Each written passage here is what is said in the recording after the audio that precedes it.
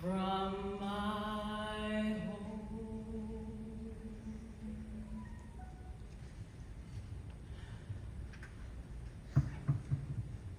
I was in bed. I got a phone call about 9:30 Sunday morning. It was my uncle's oldest daughter. She told me that 2 white men had come and taken my son in the middle of the night. Well, I hung up and I called my mother right away because I didn't know what to do. She told me to come right over and she would start making calls. I got over there as quickly as I could. He's only 14 years old, my only child. He was born on the 25th of July, 1941, and it was a very difficult birth.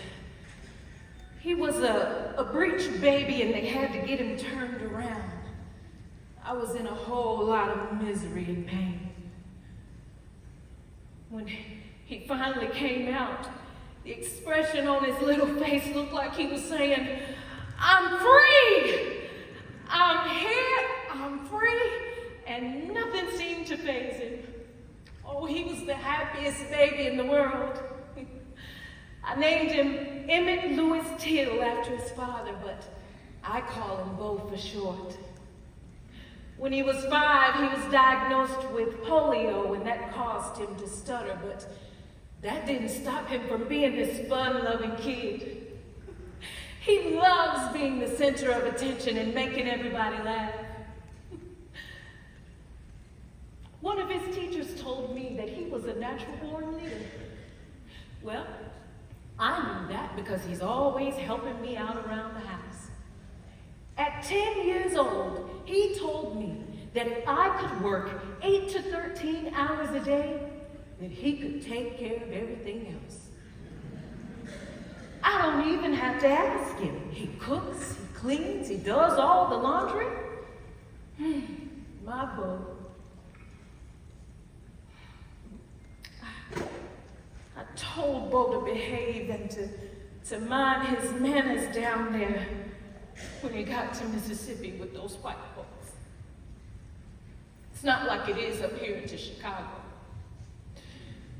Down there, black people have to live under an entirely different set of rules. Bo and his cousin Wheeler were planning to spend the summer down there with my Uncle Mose and his family. I really didn't want him to go, but he begged me to let him go. Right before he left, he was running up the steps to get to the train. He was so excited that he left me standing there at the bottom of the steps. I said, "Bo, honey, where are you going? You haven't kissed me goodbye, and how do I know I'll ever see you again?" He turned. "Oh, Mama!" He kind of scolded me for saying something like that. But he turned around and he came back. We hugged and he gave me a kiss goodbye. And he said, "Here, take this." He took his watch off and he handed it to me. He said, "I won't need this where I'm going." I said, "Well, what about your ring?" He said, "Oh, I'm going to show this off to the fellas." And with that, he was up those steps and on that train, on his way to Money, Mississippi. They left on Saturday and got down there on Sunday. When I got to Mother's house, we called Uncle Mose because we wanted to find out what exactly happened. Why would 2 white men kidnap my son? Uncle Mose says that he thinks that it has something to do with what happened on that Wednesday when Bo and his cousins went to the market for candy and soda. Uncle Mose says that Wheeler told him that he went in first and he purchased his items and then Bo came in after that. When Wheeler was on his way out, Simeon went in. And Simeon said nothing seemed to really happen as far as he could tell. And so Simeon and Bo purchased their items and they walked out the store. A few moments later, the white lady behind the register came out. Somebody said she was going to her car to get a pistol.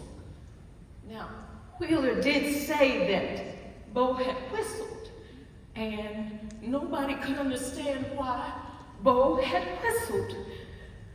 Now, I really don't know if Bo was whistling at the white lady or if he was just using the whistling technique that I had taught him to help him with his stuttering.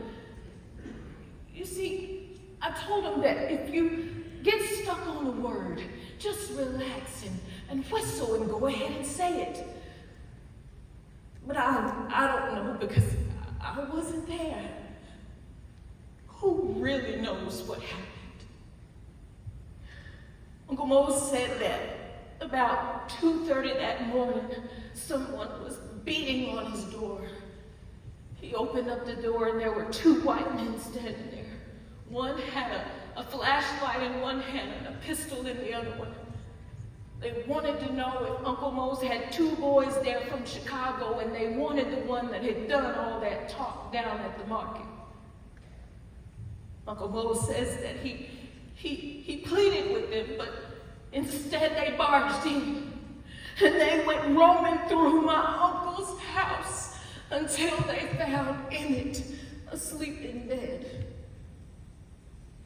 They woke him up, made him get dressed, marched him out, put him on the back of their truck, and they drove off.